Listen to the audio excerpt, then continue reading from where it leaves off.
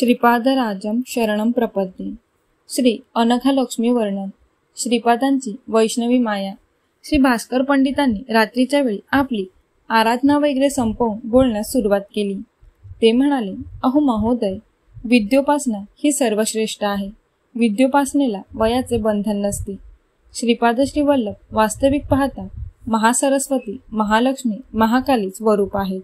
या वक्तव्यावर मी म्हणालो, श्रीपाद प्रभू श्री पद्मावती व्यंकटेश्वर स्वरूप आहेत असे आपण पूर्वी सांगितले होते। आता या त्रिमाता सुद्धा तेच आहेत असे म्हणता।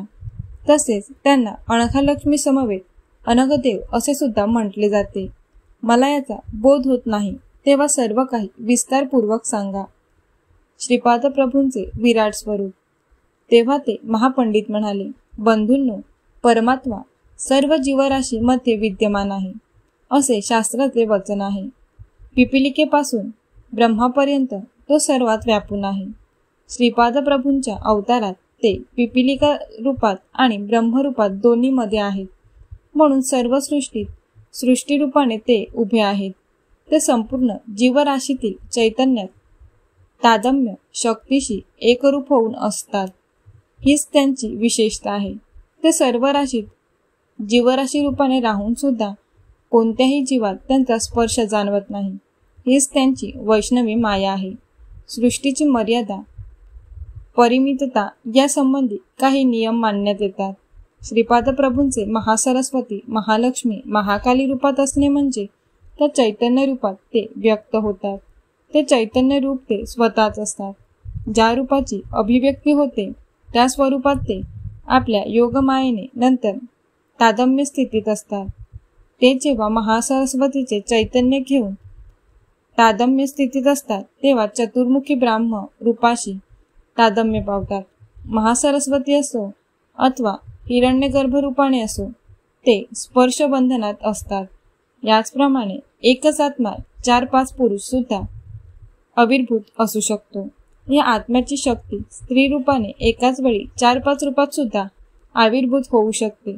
तसेच पुरुष रूपाला स्त्री सुद्धा सगुण साकार रूप घेऊन विधी निर्णयानुसार निश्चित केलेल्या मर्यादेचे कटाक्षाने पालन करते। याप्रमाणे श्रीपाद प्रभू अनघालक्ष्मी समवेत अनघदेव होऊन वास्तव्य करतात। ते त्यांचे अर्धनारीश्वर रूप आहे।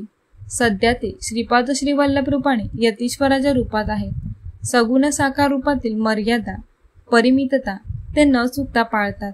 ही धर्माची सूक्ष्मता आहे। धर्म वेगळा आणि धर्मसूक्ष्मता वेगळी असते। श्रीपाद प्रभूंनी दिव्य अनुभवांचा विशेष वर्षाव करण्यासाठी सृष्टीरूप धारण केले आहे। सृष्टीत असलेल्या तादम्य स्थितीमुळे मानवाला त्वरित गती मिळू शकते, हे त्याचे तात्पर्य आहे। श्रीपाद प्रभू जप, ध्यान, तपस्या करीत आणि त्यांचे सर्व फळ स्वतः न घेता सृष्टीला देत भक्तांची आधिव्याधीतून सुटका करण्यासाठी ते आपले तपोफळ वाहून त्याची कर्मबंधनातून सुटका करतात। जगन्नाथ आपल्या 4 शक्ती महासरस्वती, महालक्ष्मी, महाकाल, राजराजेश्वरी या विश्वातील दैवाभिव्यक्तीसाठी, विश्वपरिपालनासाठी आविर्भूत करतात। अंबिका देवीला 3 स्थिती असतात, अतीत स्थिती, विश्वस्थिती, शक्ती स्थिती। सृष्टीचे कार्य चालण्यासाठी पराशक्ती अतीत स्थितीत असते। परमात्म्यात असलेल्या अनंत सत्यांना ते आपल्यात आकर्षित करून आपल्या चैतन्यात मिसळून त्यानंतर सृष्टीत जन्म घेते। नुसते जन्म घेऊन तिचे कार्य पूर्ण होत नाही, ती सर्व जीवांना निर्माण करून त्यांना आपल्यात घेऊन त्यांच्यात प्रवेश करून बळ देते। हा तिचा विश्वस्थायी स्वभाव आहे। व्यक्ती स्थायी असल्याने ती मानवी व्यक्तित्वाला दिव्य प्रकृतीच्या मध्ये मध्यवर्ती अशी राहते।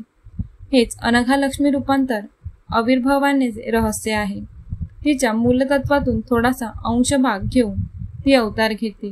त्या अंशाच्या निर्वाहनाचे काम पूर्ण झाल्यावर त्या अंशाला पुन्हा मूळतत्वात आकर्षून घेते। अनघदेवाच्या संकल्पाशिवाय अनघालक्ष्मी एखादे छोटे कार्य सुद्धा करू शकत नाही, पण तीच प्रभूंचा प्रत्येक संकल्प पूर्णपणे पूर्णत्वास नेते। श्रीपाद श्री वल्लभांच्या रूपात माता आणि पिता ही दोन्ही रूपे असल्याने त्यांचा विशेष अनुग्रह असतो। अनघालक्ष्मीच्या मुख्यतः 3 भूमिका आहेत।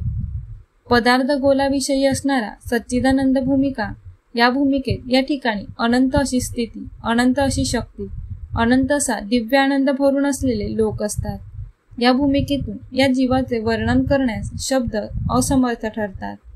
या सच्चिदानंद भूमिकेत खालच्या स्थितीत परिपूर्ण असा दिव्य चैतन्य सृष्टी लोक आहे. या भूमिकेत अनघा लक्ष्मीची दैव चैतन्य महाशक्ती असते. वेदामध्ये या विश्वाचे महाश्लोक असे वर्णन केले आहे. या लोकातील कर्मांना अपयश नसते. प्रत्येक प्रक्रियेत ज्ञान, शक्ती, प्रयत्न न करता परिपूर्णतेत जाते. येथे दिव्य अशा आनंदाचा अनुभव निरंतर येतो.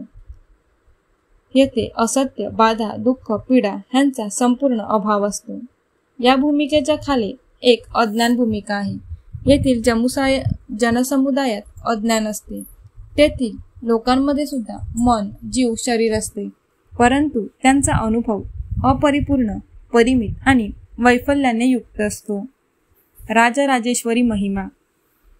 राजराजेश्वरी चैतन्य मातृमूर्तीमध्ये अनंतमयी करुणा ओतप्रोत भरलेली आहे. सर्व भक्तगणांना ती आपल्या बालकाप्रमाणे मानते. प्राणमयी, मनोमयी भूमिकेत अज्ञानी असणाऱ्या जीवांना असुर म्हटले जाते. ते भित्रे, आत्मनिग्रही आणि तपस्वी असलेले अहंकारी असतात. प्राणमयी भूमिकेत अधिकारी पक्षात असलेला राक्षस असे म्हणतात. त्यांची शक्ती अचाट असून त्यांचे भाव प्रचंड आणि तीव्र असतात. या शिवाय काही खालच्या स्तरातील निम्न प्राणमय भूमिकेत असणारे जीव असतात. त्यांना पिशाच्च किंवा प्रमादी असे म्हणतात. ते कोणतेही असुरी रूप आणि वेश धारण करू शकतात. खरे पाहता पिशाच्च ही कोणी व्यक्ती असू शकत नाही. केवळ एखादी इच्छा किंवा दुराशा अपूर्ण राहिली असता ती मनाचे काल्पनिक रूप असते. राक्षसांना बलवंत अशी प्राणमयी स्थिती असते. त्यांना मन असे काही नसते. जे दिसेल त्यालाच घट्ट पकडून धरण्याचा ते प्रयत्न करतात. कालीमातेचे रूप आपणास काळ्या, श्याम अशा प्राणमयी स्थितीद्वारा दिसणारे रूप असते. काली म्हणजे विध्वंसक शक्ती असते. सर्वांना दुःखी, कष्टी करून त्यांची छिन्न भिन्न अवस्था करणारी ही अज्ञानी प्रकृती शक्ती आहे. महाकाली ही उन्नत भूमिकेत असते. ती साधारणपणे सुवर्ण रूपात असते. ती राक्षसांना महाभयंकर स्वरूपात दिसते. राजराजेश्वरी विवेकाची प्रतिनिधी आहे, तर महाकाली बलशक्तीची प्रतिनिधी आहे. या मातेमध्ये विनाशाची अफाट शक्ती असते. ही शक्ती प्रकट झाल्यास विनाश आणि संघर्ष करूनच शांत होते. महाकाली ही कालीमातेपेक्षा वेगळी देवता आहे. ज्यावेळी साधकाला आपल्या साधनेत विघ्न आल्याचे समजते तेव्हा त्याने आपल्या अंतरंगात असलेल्या महाकाली शक्तीला आवाहन करावे. असुरी, काली, शाम्या, महाकाली इत्यादींचे रूप. काली, शाम्या या आद्य प्राणशक्ती आहोत. काली ही विश्वसंक शक्ती होय. महाकाली ही सुवर्णवर्ण आणि असुरांना महाभयंकरी अशी आहे. राजराजेश्वरी विवेकाची स्वामिनी, तर महाकाली बलाची स्वामिनी आहे. महालक्ष्मीचे सौंदर्य अप्रतिम असते. विवेक आणि शक्ती संपूर्णपणे मिळवण्यासाठी सौंदर्य असणे आवश्यक आहे. हे नसल्यास आपल्या प्रयत्नांना पूर्णत्व येत नाही. परंतु काही ठिकाणी एखाद्या प्रकारची समतोल अवस्था असते. यावेळी आपणास ती परिपूर्ण वाटते. यापेक्षा थोड्या उन्नत अवस्थेत पोहोचल्यावर पुन्हा तेथे आपणास नवीन परिस्थिती अनुभवास येते.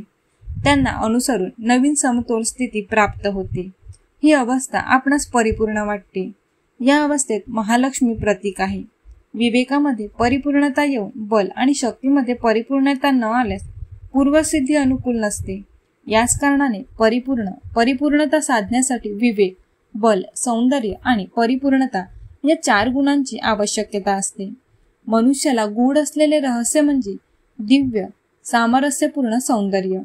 हे संपूर्ण विश्वाला व्यापून असणारा चिद्विलास आहे. केवळ महालक्ष्मीच्या अनुग्रहाने या विविधतेने नटलेल्या सृष्टीतील वस्तू, शक्ती आणि जीवजंतू एकात्मतेने राहतात. या एकात्म स्थितीतच त्यांना आनंदाचा लाभ होतो. ती विविध प्रकारच्या वस्तू, शक्ती आणि जीव यांची लयबद्ध आणि रूपबद्ध वाढ करते. महालक्ष्मी परप्रेमी आणि परमानंदाची आदिदेवता आहे. त्याचप्रमाणे लक्ष्मी ही भौतिक वस्तूंच्या संचयाची प्रतीक आहे. महालक्ष्मी म्हणजे भौतिक वस्तू, जीव, शक्ती यांना दिव्यानंदाच्या साम्राज्याकडे वळवून दिव्य जीवनाचा आनंद प्रदान करणारी महाशक्ती आहे. अनघा लक्ष्मीची शक्ती पूर्णतः प्राप्त करण्यासाठी विवेक, बल आणि सौंदर्य याबरोबरच कर्मामध्ये सुद्धा कौशल्य असावे लागते. वेदामध्ये सरस्वती मातेची प्रशंसा आहे.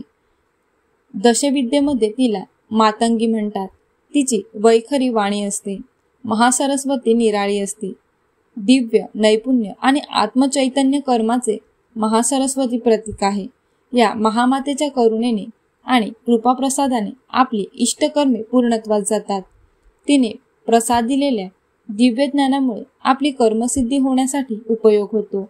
आत्मचैतन्याचा अन्वय कसा करायचा याचे ज्ञान होते. अनेक शक्तींच्या सामरस्याने आनंदाची प्राप्ती कशी होते ते कळते. परिवर्तनता, परिपूर्णता यासारख्या अति दुर्गम अशा विषयाबद्दल तसेच अति सूक्ष्म विषयाबद्दलचे ज्ञान महासरस्वतीवर दृढ श्रद्धा ठेवल्याने आपणास प्राप्त होऊ शकते. हे श्रोत्यांनो, आनंद हा परमेश्वराशी संबंधित विषय आहे, परंतु अच्युत आनंद हा योग्यांनाच येणारा अनुभव आहे. निरीच्छ योग्याला मिळणारा हर्ष हाच होय. सर्व जीवांना सुख आपापल्या पूर्व सुकृत्रानुसार प्राप्त होते, परंतु प्रत्येक सुखाच्या मागे दुःख हे ठरलेलेच असते.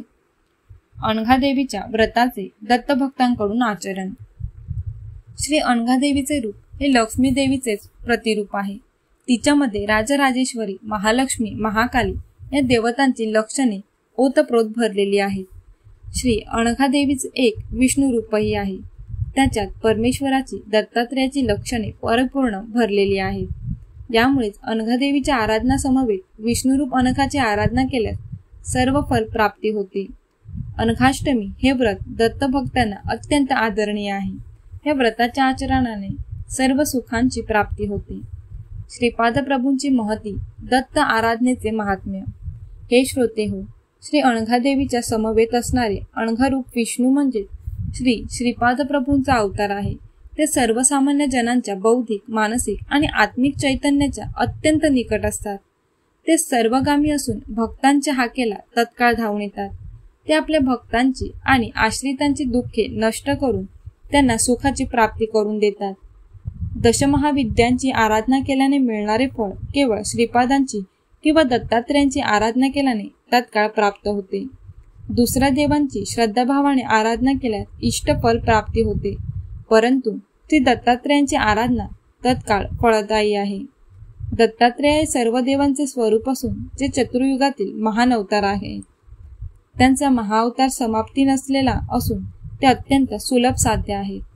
श्रीपाद चरित्रामृत लीला. हे शंकर भट्टा, तू रचना करीत असलेल्या पवित्र ग्रंथाचे महापुरुष आणि महायोगी सुद्धा अध्ययन करतील. ते त्यांच्या संबंधित व्याकरणाने त्याचा अर्थ लावतील. योग संपन्न विभूती या ग्रंथाचा अभ्यास करून ज्ञान संपादन करतील. सर्वसामान्य भक्त या ग्रंथाचे पारायण करून इहलोकीचे व परलोकीचे सुख, वैभव आणि समृद्धी प्राप्त करतील. हा अक्षर सत्य ग्रंथ असल्याने त्यामधील प्रत्येक अक्षर हे बीजाक्षर शक्तियुक्त आहे. या ग्रंथाचे कोणत्याही भाषेत श्रद्धा भक्तियुक्त अंतःकरणाने पारायण केल्यास इष्टफल प्राप्ती होते. हा महाग्रंथ त्या महाप्रभूंचे प्रत्यक्ष अक्षर स्वरूप आहे. श्रीपाद श्री वल्लभांचा जय जयकार असो.